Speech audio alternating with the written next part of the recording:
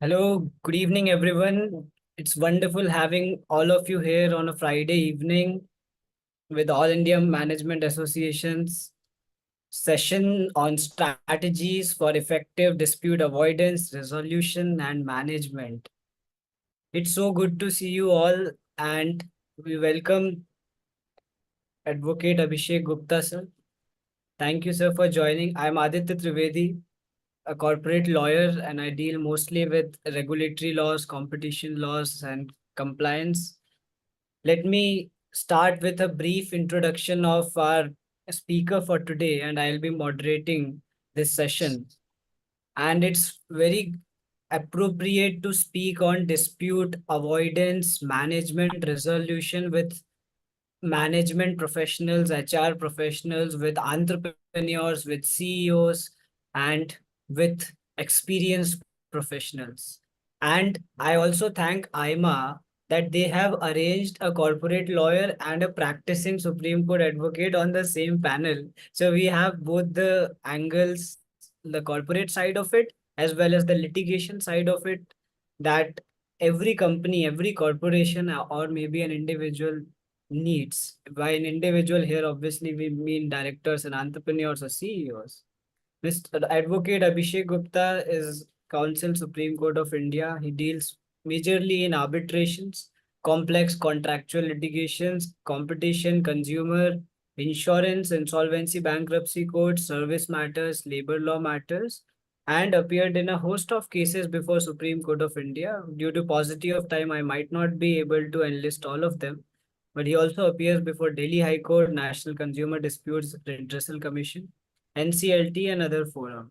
He has been a panel lawyer for prestigious organizations like NAHAI, National Highways Authority of India, State Bank of India, NTPC, GAIL, other PSUs, and as well as companies like Indraprasth Gas Limited, REMC Limited, and other public-private entities.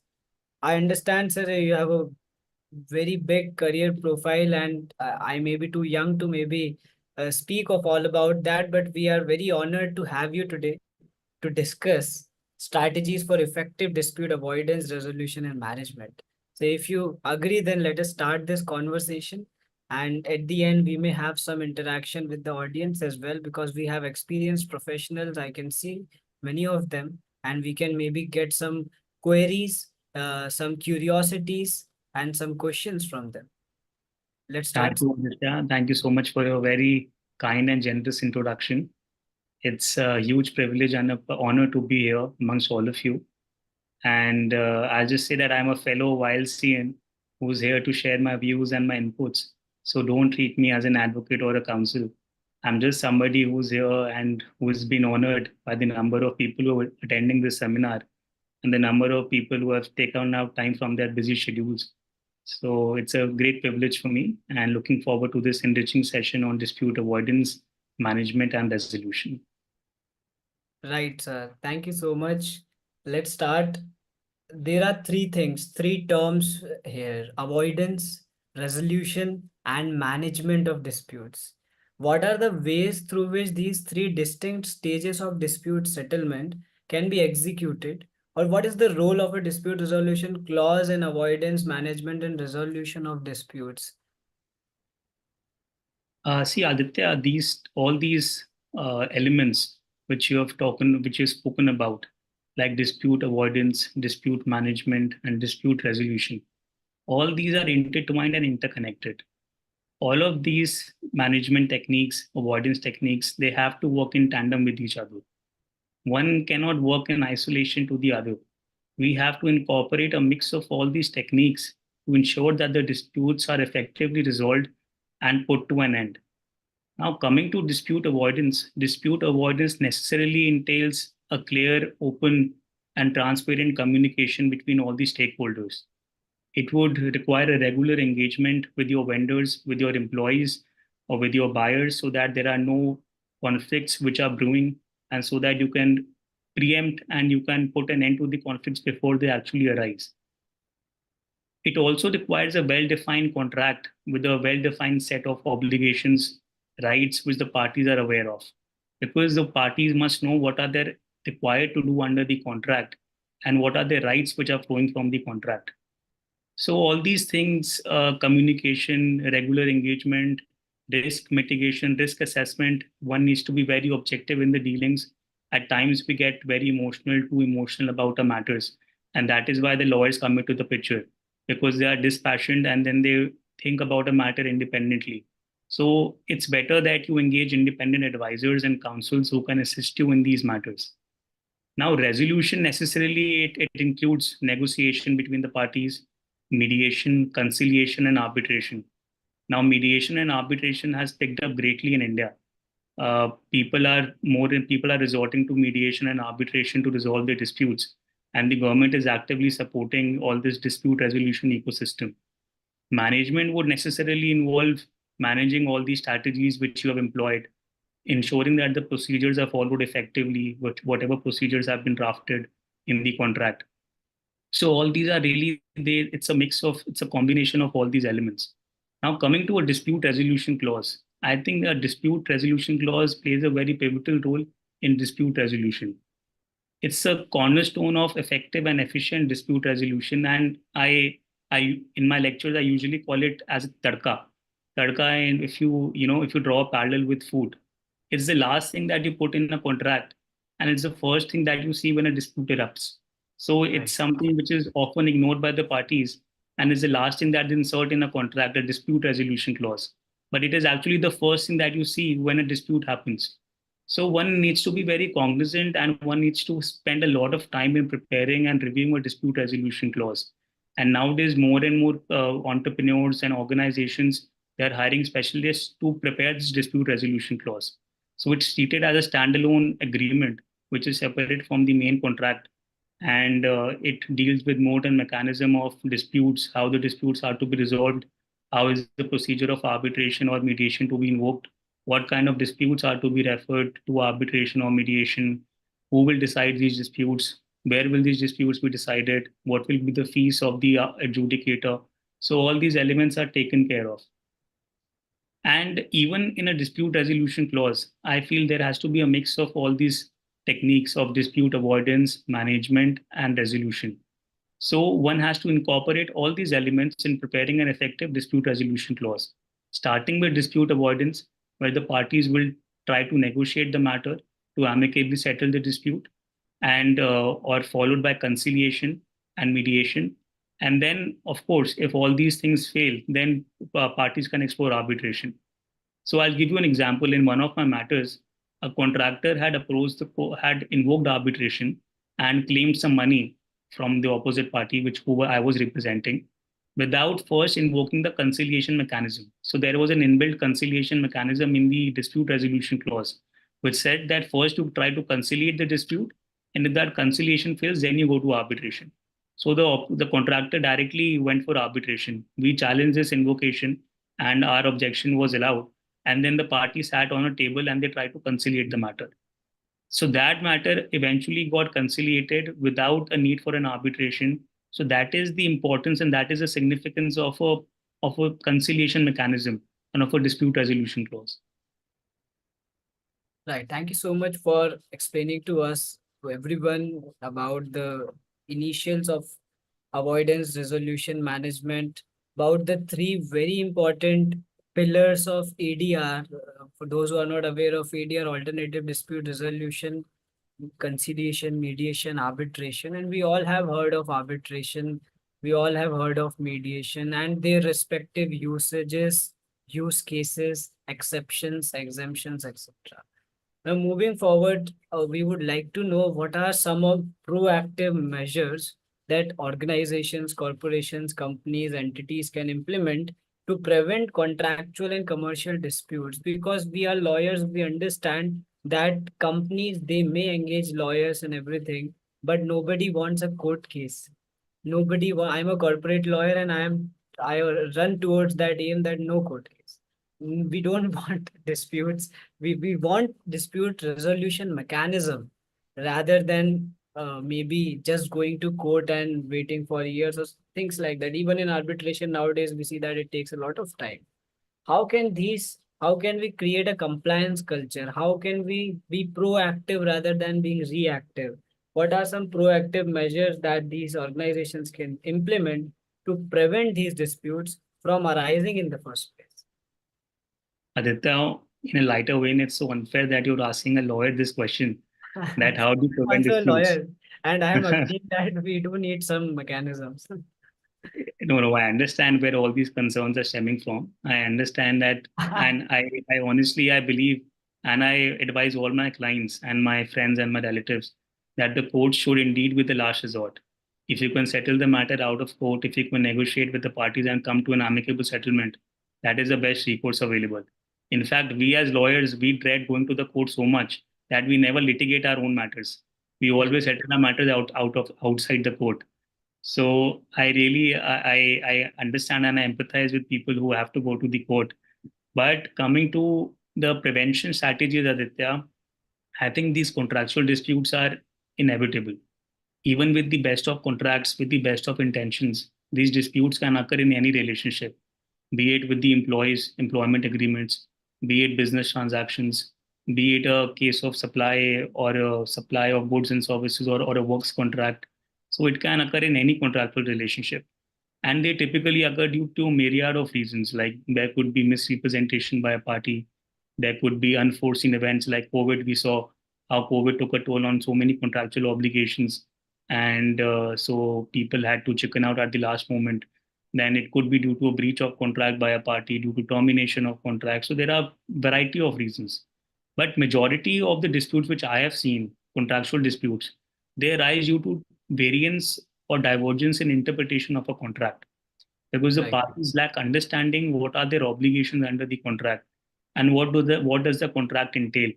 So this clarity and this lack of understanding and this lack of clarity, if I may call, this leads to and engenders a lot of disputes. So that clarity must come at the inception. People need to be clear what the contract says, what are their obligations. One must keep the records. One must ensure proper documentation, which can be used as a leverage when the parties sit on a table and can be used as a leverage to avoid disputes. So that documentation is very important. One must keep a chain of all the emails, of all the correspondence. Then early risk identification and mitigation. So, as I said earlier, people tend to get emotional about their cases and about their matters. So one has to be a little objective in their dealings. One has to leave that subjectivity element aside, and then setting realistic goals and viable goals and targets. I've seen so many cases in which people just secure contracts, or people award contracts without realizing whether the opposite party has the wherewithal or has the resources to execute. So that also has to be kept in mind. Then timely and prompt communication. There's a lot of dilly-dallying, which I've seen in a lot of contracts. People keep mum, people do not respond. There is a lot of procrastination. An email is sent on first, a reply is sent on the first of next month. So this suspense, that also leads to a lot of disputes, this period of suspense. So one has to be proactive, one has to be prompt in communications. Lastly, a clear drafting of the contract. A contract has to be clearly drafted, carefully drafted, and concisely drafted. What is to be done? Where is it to be done? When is it to be done? How is it to be done? What are the consequences in case of default? So all these things should be clearly come out in the contract. right. That's greatly put by you. Speaking of communication, communication between the parties, the companies, the organizations, and their respective lawyers. First is the in-house counsels, the lawyers working for the organization, and also the external counsels, the arguing counsels. And when we talk of contracts, when we talk of these clauses, a lot of teams are engaged. Uh, I have worked with a multinational corporation, a very big group of India, very notorious group. I won't be naming it, but it's like that. There were a lot of organizations, a lot of intra communication was required. Like this, but operations department, for example, HR department, finance department, the legal department, and XYZ department. So a lot of departments have to be, because the legal team might not know that this is the particular standard of the industry. For example, if it's a food company, one might not know what is the standard that they have to follow, what should be the standard that should be written in this contract, what should be the ideal code or etc. So a lot of communication clear, concise, and careful. There was a word Absolutely. reasonable in one of the contracts with a company in Bangladesh. Now, we shall not speak about the political situation there right now, but maybe just speaking of the legality, then I remove the word reasonable. Don't use these words, otherwise, the reasonability has its own jurisprudence. So you mentioned Absolutely. about significance of clear and precise drafting of agreements. So can you shed some lights? A lot of professionals are listening to us today. How are you with that? How can what are the things to be kept in mind? To be precise, what are the things to be kept in mind while drafting or signing any agreement or contract? Because these people who are listening to us are the signatories, I understand. These might not be the people who will draft. Drafting team will be their lawyers, but they will maybe like to read it if they read it, if they read the contract before signing. And I'm assuming that we have good professionals here. I completely agree with you, Aditya, and I think you have struck the chord by saying that, all the departments doing different functions, they need to work in sync. So a lot of times we also see that each department sings its own tune and has its own music. So that creates a lot of problems and a lot of interdepartmental conflicts. Now, coming to the drafting aspect, you are absolutely right. Like the words like reasonable, the words like tenable. One must avoid these ambiguous expressions in contracts. As I said, these contracts should be kept as simple as possible. It should be clear, precise, crisp. Avoid using ambiguous expressions. Your intent should be conveyed clearly because see, oral agreements are a thing of past now. The agreements based on a handshake or a gentleman's agreement, they are a thing of past. They have been replaced by written agreements. So one needs to be extra careful and extra vigilant in executing or signing these agreements. Because once you've signed on dotted lines, you can't plead ignorance of it. There is no way out unless there is a contractual procedure for uh, for escaping your obligations. But otherwise, so one needs to be extra careful.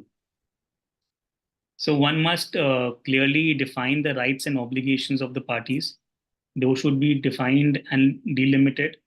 The scope of work, the payment schedule, the timelines, all these things should come out clearly in the contract. Key terms should be repeated. So I always tell all my clients that the key terms, which is the key terms and which is the key bargain, that should be reiterated more than once in the contract so that there is no ambiguity and so that the intent is clear. And one, I see a lot of people who do not read the general or standard terms and conditions. And I would say it's the same applies for me because, we lawyers are good at advising, but when it comes to implementation, we lag behind. So even when we buy a refrigerator or a microwave oven, we do not read the standard terms and conditions which are at the back of the invoice. So one must read the standard terms and conditions in which we call as boilerplate provisions. They deal with termination, force majeure, payment methodology, and these are not so hotly negotiated because these are called default provisions. So one must be aware of these provisions. Then dispute resolution clause, that forms an important part of the contract and that must be there. So I always advise people to ensure that the dispute resolution clause is there and that is a watertight clause. Then legal advisor should be involved. I'm not soliciting for work, but I'm just telling you it's always advisable that one must include the legal advisors because the niceties of the contract and the contradictions and the ambiguity that can only be resolved by a legal advisor. I'll give you a few examples that how I've seen some cases which have arisen due to bad drafting or due to lack of understanding of the written word. So in one of the cases, there was a force majeure clause which entailed a party sending a notice and entailed party submitting supporting documents supporting the claim of force majeure. So this was due to COVID. So the party conveniently, just read the force majeure without understanding what are the modalities of invoking force majeure. So the claim was rejected by the opposite party. And then they went in court. But then the court also took a view that once there is a contractual obligation of submitting required documents under a clause, then you have to comply with it. Then there was one clause I remember there was a typographical error. The clause said that the claim for a extended stay compensation shall be tenable. So the word not was removed from the contract, or there was a typographical error. The word not was not there. and that claim was allowed on the basis of that. But then one had to go through the note sheets and found out that actually there was a word not, and that the claim was not to be tenable. But then that claim was allowed. So all these things are there that one should be careful of. And then there are contradictory clauses, like so one has to ensure that there is no contradiction. And if there is a contradiction, it has to be pointed out at the right time. Right, sir. So rightly put, and you have given a lot of tips and tricks. And I hope that some professionals who might be engaged in this process are listening to us, and some signatories, some decision makers are listening to us, so that they can maybe involve legal advisors, involve key terms, remove the ambiguities in a contract, because even if in-house counsels are drafting these contracts, they are approved by maybe the board of directors or their superiors, or maybe the vice president legal, or positions and key personals like that. So moving forward, we have various methods of dispute resolution. As I previously also told, the three key terms that we say: mediation, arbitration, conciliation, and there are others as well now evolving. So can you elaborate on the most effective ones, most effective dispute resolution techniques you have encountered, and in what scenarios each technique is best applied? Right. So Aditya, as you said, there are different techniques which are usually employed, like mediation, conciliation, negotiation, arbitration, to resolve disputes. So, see, there is no ideal situation for any particular technique to be applied. It really depends on the, on the will of the parties. That if the parties are, they want to conciliate, then one can go for mediation or conciliation. But if the parties are at loggerheads and there are serious disputes, and there are serious issues, then of course any result which is yielded by a mediation or a conciliation, that will not be acceptable to the parties. But I honestly, if you ask me, I have my predisposition towards conciliation and mediation, because that minimizes the cost of the parties, that yields outcomes which are long term and which are durable, and at the same time it also preserves the relationship between the parties. But lawyers like me would tell you that arbitration is better, but I believe otherwise. Because I honestly believe that the disputes tend to get more complicated when the lawyers are involved. So it's best that you keep the lawyers at bay if you want to resolve disputes. Now, coming to these techniques, the mediation usually involves a neutral third party, which will try to facilitate the discussions between the parties and try to reach a mutually acceptable solution, or an outcome which is acceptable to both. It is typically used when in low stake disputes, when you are looking for creative solutions to confidential matters, when you want to maintain a sense of confidentiality, and you also want to preserve the relationships with the client that you want that relationship to foster. So that is when mediation or conciliation is usually employed. Arbitration is when you decide to submit your disputes to an arbitrator, to a third party adjudicator who will make a final and binding decision. So an arbitration is usually less formal than a court proceeding, but more formal than mediation or conciliation. And it's usually used for high stake disputes, complex contractual disputes, which involves technical expertise, legal expertise, and like works contract, like tender matters, or like for that matter, railway contracts, highway contracts. All these high stake disputes, they require an arbitration procedure. Now coming to negotiation, negotiation is usually direct discussions, informal discussion between the parties without involvement of anybody. And they sit on the table across each other. And I think most of the people try to settle their disputes through negotiation, because at the end of the day, people realize that, it's better that you resolve the disputes and you nip it in the bud than fostering the dispute and going to arbitration or court processes. Now, but of course, there are certain pros and cons to each mode of mechanism.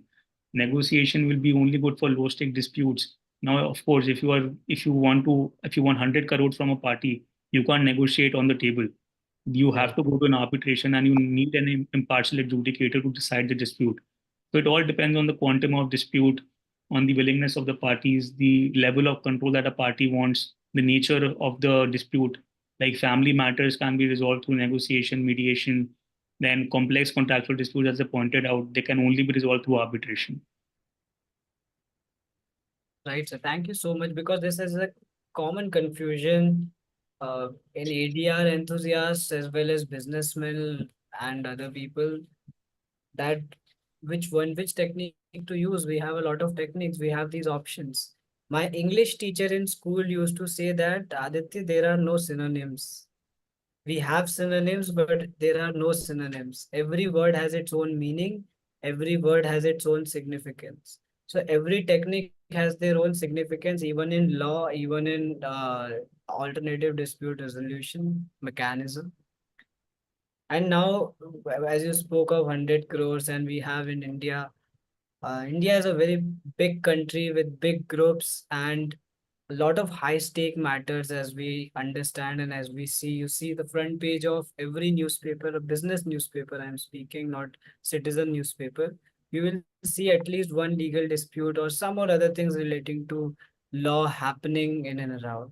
So could you please provide examples of successful dispute management in high stake situations, high stake matters, maybe, and explain what made these strategies effective? Because we have spoken of some strategies, some theoretical understanding, and maybe examples would help our viewers.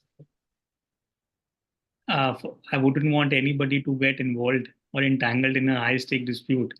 But that said, of course, there are certain techniques which can be employed. Uh, See, honestly, all these high stake disputes are usually resolved through arbitration and court processes. Because I've seen in most of the cases, in 90% of the cases, these high stake matters and these commercial disputes do not get resolved through conciliation or mediation, because the parties are not willing to settle on anything which is less than what they actually claim for. That said, I think there has to be a certain degree of objectivity even in an arbitration. So even if you arbitrate a dispute, one should not be averse to settlement of a matter. And there are also provisions in our arbitration act where the act permits settlement midway through the arbitration proceedings. So one must not be shut to the possibility of mediation or conciliation even during arbitration or court proceedings.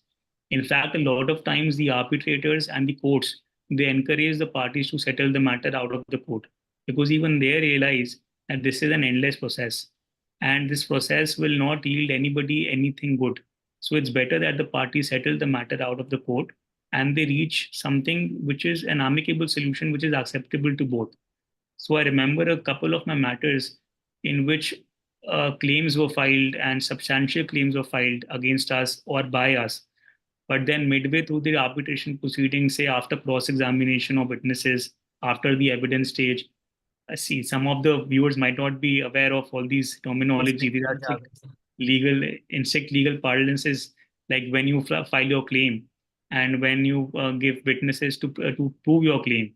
And so after cross examination of the witnesses or after filing of pleadings, and then there are cases which even before the after the verdict is reserved, but before it is pronounced, they are get settled. So one must be open to the possibility of a settlement at each and every stage. One cannot adopt a tough stance and one cannot go run like a horse without looking either ways. So in many of my cases, I've actually been able to settle the matter midway by either relying upon certain guidelines of the government, like the Vivad Se Vishwas circular, which was introduced by the government of India for MSMEs. So that has actually led to a lot of resolution of disputes. And I think these circulars have been accepted by the big companies, by government companies, and they have resolved the disputes with MSMEs only on the basis of that circular. So I think our judiciary, our legislature, our government, they are taking proactive measures to encourage settlement, to encourage mediation, and to resolve disputes before they actually erupt. And that is, I think, quite commendable on their part. Right. I'm not very sure if audience has understood everything, because these answers are very technical, and obviously we cannot also minimize using these jargons, because we are unfortunately trained that way. And secondly, It's like that the answers to these questions involve cases or precedents and judicial observations. Can you tell us also more about the recent development? You mentioned one about MSME, the recent developments in the ADR space that have aided avoidance and resolution of disputes. For example, Commercial Courts Act, we see that nowadays we have previously like senior professionals who are present here may have heard the term of Diwani Faujdari. These two uh, kind of different courts and cases, the civil and criminal, if I'm right here. But now we have commercial courts as well. So just giving an example, and sir will give more examples. So some recent developments that you feel that our audience should know. Yeah, plenty of developments. As I said, the government is quite dynamic, and not only the government, even our courts, they have become quite receptive and quite cognizant of the concerns of the people in general, because they all realize that courts are the last resort. So there are more and more developments which are happening in the legislature, in the judiciary, which are encouraging mediation. So quite recently, a mediation act was enacted of 2023 by the parliament. So that act tries to promote and facilitate mediation of commercial disputes. So they have also introduced a concept of online mediation or a community mediation, which will try to resolve disputes between communities or religious ethnicities. So it has been mandated by a statute of parliament. So that is a huge step, that for the first time an act has been enacted by a government to resolve disputes through mediation. Then there is Commercial Courts Act, as you spoke about, which has made the pre-litigation mediation compulsory in commercial disputes. So now, when the cases are filed in the courts, these cases are to be necessarily referred to mediation first, so as to see whether the parties can mediate or settle the dispute. Only if the mediation fails, the cases are sent to the court. So that is again a very ingenious step which has been taken by the legislature. Then there have been numerous amendments to the Arbitration Act to make it more smooth, to make it more timely when it comes to fixation of fees, when it comes to the timelines under the Act for completion of proceedings, when it comes to interim orders which the party wants from the court, or fast track arbitration, which tries to complete the arbitration proceeding in 6 months. So all these developments are taking place, and then online dispute resolution, that has also taken the arbitration ecosystem by a storm. So a lot of things are happening online now without the need for the parties to meet physically. So that necessarily that will overcome the geographical constraints, that will save on a lot of costs and expenses. So the parties can, appear virtually. Our court system, it has been made virtual. Proceedings are being live streamed. I think a lot of people have at least seen one or two proceeding of the Supreme Court online on YouTube, and Maybe the reels, if not on YouTube, then absolutely. on reels. Absolutely. See, Aditya, you will be able to tell more about the reels because I'm not on Instagram, unfortunately. Okay. But but yeah, I've heard from people that all these reels are doing the rounds. So people are actively getting involved. More and more people are becoming aware of what kind of matters are being heard by the Supreme Court. So all these innovations, technology intervention, all these steps, it's a totally revolutionized now. Like nobody could have imagined 20 years back that the people would be able to see the court proceedings online. But now it is happening. And then with mediation coming in, conciliation coming in. So, I think the courts are doing a lot to ensure that the litigants do not suffer. Right. And we have seen in the recent past that court is concerned about the well-being of litigants so that we have smooth uh, process. The parties do not face any issues, advocates do not face any issues, and clients do not face issues. Now we see that this is the age of artificial intelligence, age of technology. How are advancements in technology influencing dispute avoidance? I'm very much liking this word dispute avoidance and resolution practices. Are there any specific tools or platforms you recommend for managing disputes effectively? The platforms now we are talking about and the technology we are talking about. Plenty, plenty. I fully concur with you. These technological advancements, these developments, they have totally revolutionized the way we resolve disputes. And see, I'll just give you an example of how AI has come in dispute resolution. We do not think of AI that ways, and we try to underestimate the importance of AI and technology. But like suppose on Zomato, you placed an order for a dhokla, and suppose you get a khakra, then what do? You immediately click a picture of that khakra and you send it on the customer care chat. What is that? That is an AI. That is an AI resolving your dispute. You go to the customer care option, you open the chat box, you send a picture of that khakra, and you inform the customer care person on chat that I've got a khakra instead of dhokla, and immediately your grievances are addressed.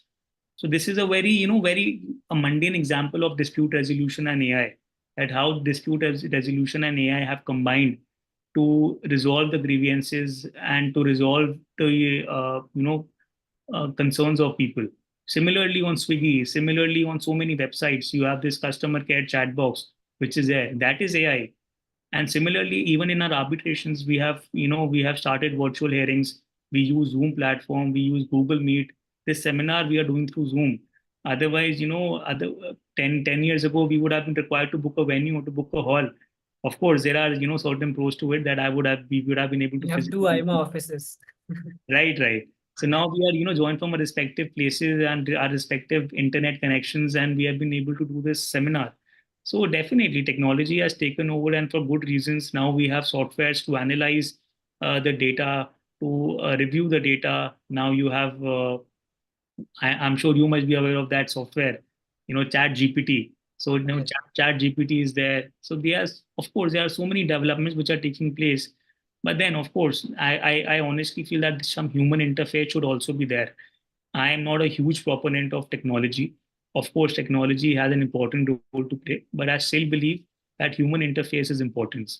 Important. You can't completely dispense with the human element in resolution of disputes, in management of disputes.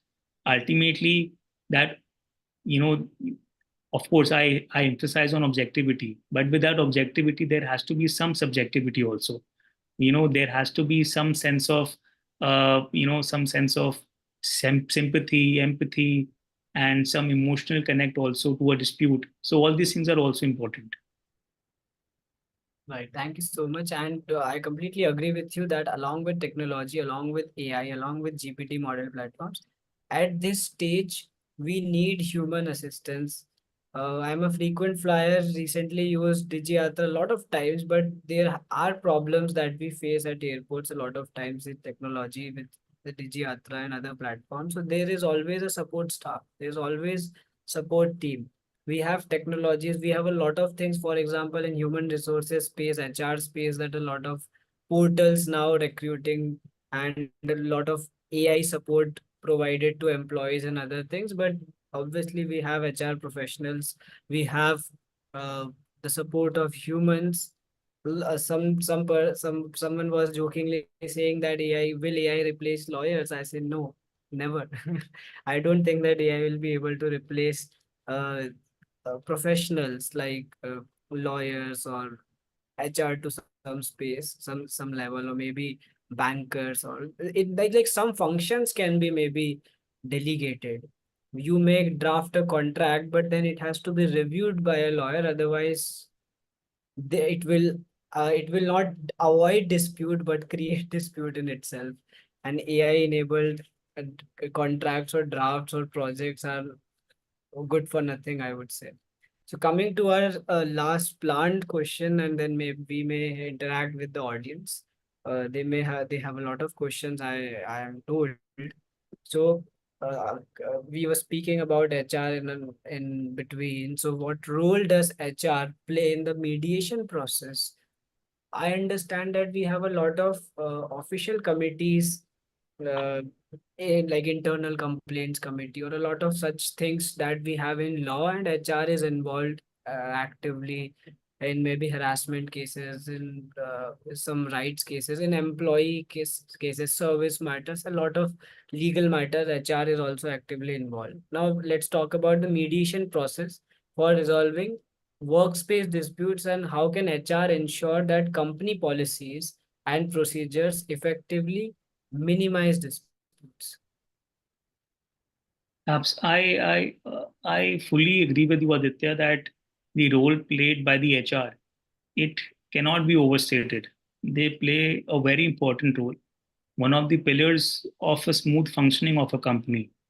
But see, a lot of times I come across cases in which I feel that the HR, they're acting as pawns of the management. And this is where the dispute happens. So HR, ideally, they should play a very neutral role. They should act as neutral facilitators to resolve the disputes. And it's not that you have been hired by the management, that so you have to comply with the management's wishes and all their instructions. So one has to play a neutral role in order to ensure a smooth functioning of the company. There has to be labor law compliances by the HR, as you pointed out, harassment cases, maternity benefit act. All these, the private companies are not immune from these laws. Payment of Wages Act, bonus, provident fund, then employee state insurance. So all these laws equally apply to a private sector also. So one has to ensure compliance with all these laws, and this is where the HR department comes in. The policy should be clearly written. They should be constantly reviewed depending upon the feedback of the employees.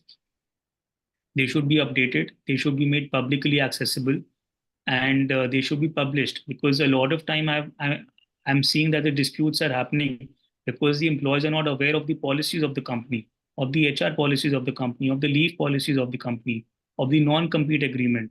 So in fact, one of the cases which I did recently, there was a non-compete clause, but unfortunately, a copy of the agreement, of the employment agreement, was not shared with the employee, and I was representing the employee. So of course, that was the only objection that we took. That as an employer, you're duty bound to share a copy of the employment agreement with the employee. So and the court ruled in our favor. So all these non-compete clauses, all these leave policies, they will only apply if your employees are aware of these policies, and you must rope in them. You must take their feedback to effectively manage and to mold these policies to suit their needs. Because ultimately, an organization, if it can't take care of the employees, that will go nowhere.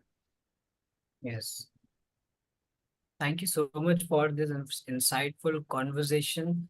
And we did try our best to speak in maybe an understandable tone, so that our viewers understand the effective dispute avoidance resolution management techniques. Obviously, everything cannot be understood in an hour's time, because these things require a lot of understanding and maybe gradual query solving. And there are a lot of queries I see on chat box, a lot of questions. So I'm we have actually reading at the queries. While you were asking me a question, I was looking at the chat box. We have been yeah, flooded with queries.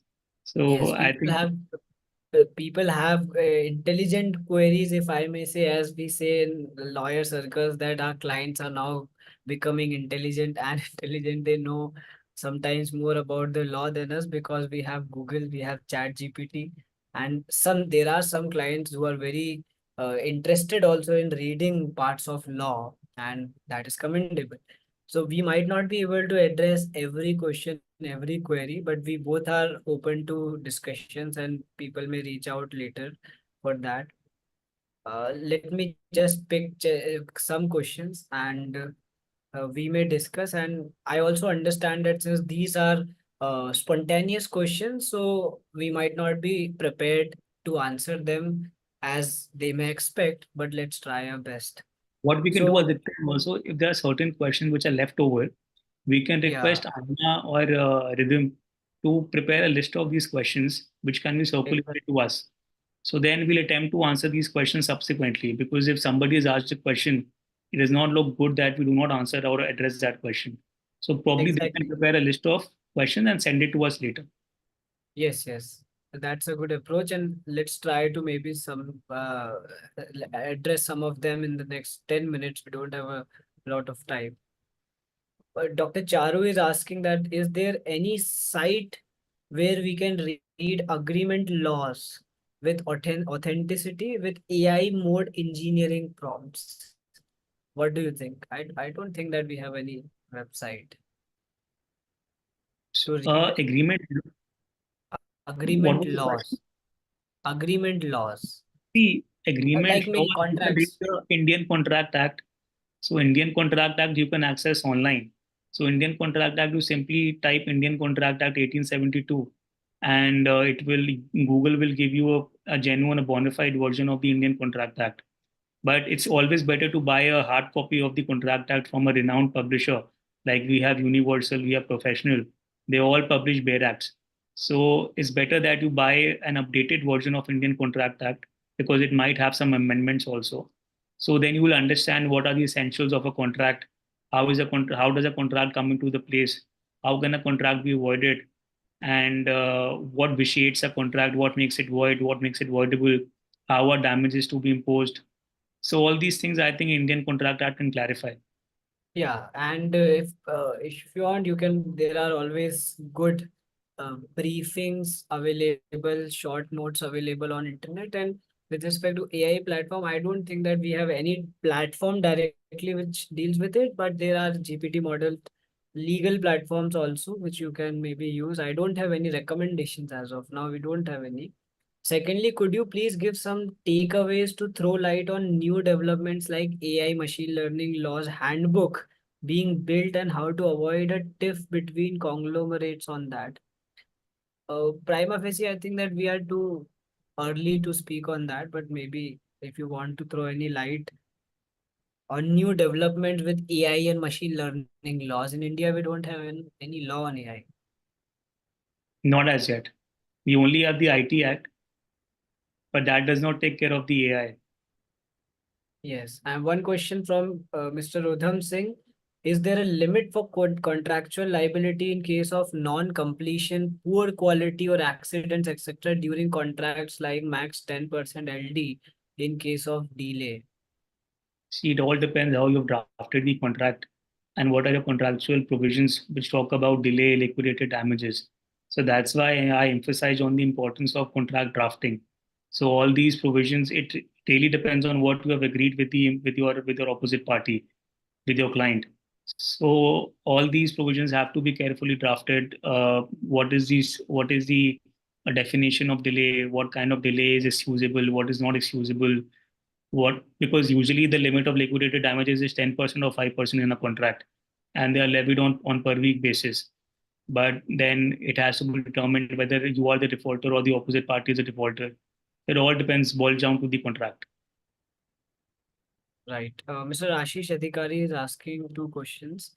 How does NCLT resolve dispute between flat owners and builders in case of bankruptcy of the builder? A very specific and very relevant case. We have seen a lot of these cases in the last 10 years. We may not like to name the groups, but we know all of them, all of us know. So how does NCLT resolve it? Maybe in brief. See, I think the law has really evolved to provide redressal mechanism to the aggrieved buyers, flat owners, and there are now numerous remedies which are available to the flat owners. One of them, of course, NCLT is there, where you can file a Section 9 application, but then it has to be minimum 10% or minimum 100 buyers to invoke insolvency against a bankrupt builder. Then you have NCDRC or State Commission. You can always invoke the remedy under the Consumer Protection Act. You can go to a consumer forum alleging deficiency in service. Then you have RERA. So there are numerous remedies and simultaneous remedies which are available to an aggrieved flat owner or a buyer. And then, of course, NCLT is there. You can always file a Section 9 application before the NCLT for initiating a CIRP against the bankrupt builder. And that has happened in so many cases, as Aditya pointed out. And even the courts are taking cognizance of these matters. And so as I said, it's a good time to be a flat owner. Right. And the follow-up question is, do flat owners get any compensation in case of delayed handover of flats? And we have may have Absolutely. how is Consumer forum, you can approach the consumer forum. There are plethora of cases which come to the consumer forum only on the ground of delay in possession, where the aggrieved homeowner or the flat buyers, they file a consumer complaint and they allege deficiency in service on account of delayed possession. And then there is also either you ask for refund of the money that you have paid, or you ask for interest on the delayed compensation if you want the possession of the flat. So there are various remedies which are available. Right. A question from Mr. Vikas Khanna. Kindly have some insights on employee employer on hiring and separation. I think that he wishes to know maybe about employment laws. They may be a bit uh, bulky to discuss at this stage, but maybe one or two pointers. Employer employee disputes, which you might see that is relevant. Plenty of disputes. See, there are plenty of disputes which take place. Like, there could be disputes related to recruitment. If you are a public sector, there could be disputes related to promotion.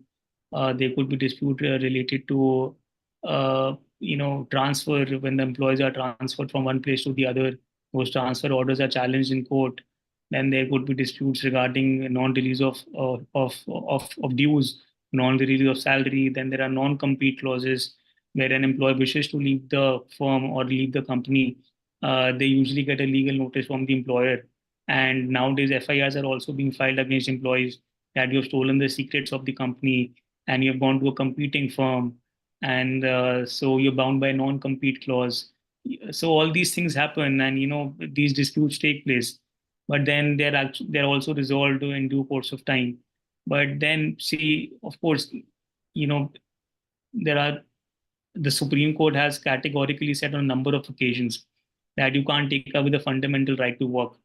That fundamental right to work is subject to reasonable restrictions. But then, of course, any person has the fundamental right to join any business or to join any organization. That cannot be curtailed on the ground of non-compete. Right. While our team is arranging the rest set of questions to be sent to us, and we'll answer it later on, we'll send it to you. Maybe just asking you the last question. People are interested to know the latest changes, amendments in Mediation Act, and how Oh, it has impacted the corporations. oh, plenty, plenty. Mediation Act has come for the first time in India, as I said. So it introduces mediation, and it provides online mediation, community mediation, enforcement of mediated settlement agreements. So initially, earlier there used to be no enforcement of a agreement which is reached through mediation, but now there is a provision for an enforcement of these settlement agreements, which can be enforced through courts, and the enforcement can be resisted only on grounds of fraud or on the grounds of coercion, on the grounds of corruption. So they have made the mechanism so watertight that once there is a settlement agreement which has been entered into between the parties through mediation, that can only be resisted on these grounds, which have a very tough benchmark and which have a very tough standard of proof. So invariably, the legislature also realizes that once you have entered into mediation, once you have entered into settlement, it should not be, there should not be any easy escape route for you to wriggle out of your obligations and out of the settlement agreement. So there are plenty of developments, and I think we can do one probably session on Mediation Act, Mediation, because there are exactly. because there are so many provisions in the Mediation Act which are quite pertinent, and which I think the all our viewers would be interested to know. Yes. Two quick questions, maybe you can answer in 30 seconds to 1 minute. Shri Ram ji is asking, as we know our Indian laws are flexible, do you think that this flexibility is being taken as an advantage by the corporates? I think the corporate should answer that question. You should Right, answer that question. exactly. Then we have Miss Varsha asking us, can a cross-border contract have a clause which mentions governing laws of a third country? Absolutely, we have such contracts. Yes, exactly. So I think that now we have taken few of the questions from the audience, and we understand that we might not have dealt with every of them, but we'll try to revert to you by email and other medium as suggested by AIMA. As we move it towards the end of this session, I thank the AIMA team. I thank Advocate Abhishek Gupta sir for sparing time with us. I thank all of you professionals, the respected professionals who have uh, scheduled this webinar. I was not sure initially how many of you will be attending this, how fruitful it would be, but I think that from the interaction that we see from the chat box, because chat box is our mirror as of now, because we this is a virtual session and we don't have any other medium. So with this, I thank everyone present here for attending this. We hope that we have tried to resolve some of your queries, some of your curiosities, and some of your questions in mind. Maybe raised some questions about the current ADR ecosystem, and you might be liking to go back and read more about it, read more about dispute avoidance, dispute resolution, dispute management. We have arbitration, we have conciliation, mediation, negotiation. We understood that, as my English teacher said, that there are no synonyms. So every technique has its own uh, use cases. So I thoroughly enjoyed this session, and it was very nice hearing from you, Abhishek sir. And it's wonderful always speaking for AIMA and listening also to AIMA always whenever they organize sessions. So it's good. I thank especially Ms. Rhythm Malik from AIMA YLC team, the whole YLC team, as well as the other IT staff of AIMA. Thank you so much. If you have any closing remarks, we are more than happy to listen. No, thank you so much, Aditya. Thank you for the time that you took out.